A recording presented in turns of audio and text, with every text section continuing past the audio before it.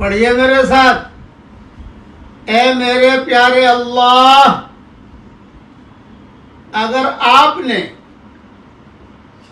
میرا نام سعیدوں اور نیک بختوں میں لکھا ہے تو اسے میں باقی رکھنا اور مہر لگا دینا. اور اگر آپ نے میرا نام شقی اور بدبختوں میں لکھا ہے تو میرا نام ان کی فہرست سے مٹا دینا اور نیک لوگوں کے فہرست میں میرا نام لکھ لینا. اس لیے کہ لکھنا بھی آپ کا کام ہے، مٹانا بھی آپ کا کام ہے، لوح و قلم بھی آپ کے پاس ہے. یہ دعا حضرت عمر رضی اللہ تعالیٰ عنہ طواف کرتے کرتے مانگتے تھے اور روتے تھے، اور صحابہ بھی روتے تھے.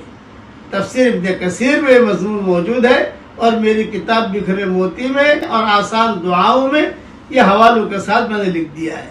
یہ دعا ہر وقت ہم مانگ سکتے ہیں، جون سے ملک میں ہو. روزانہ ایک مرتبہ یہ دعا مانگنے کا اہتمام کیجیے.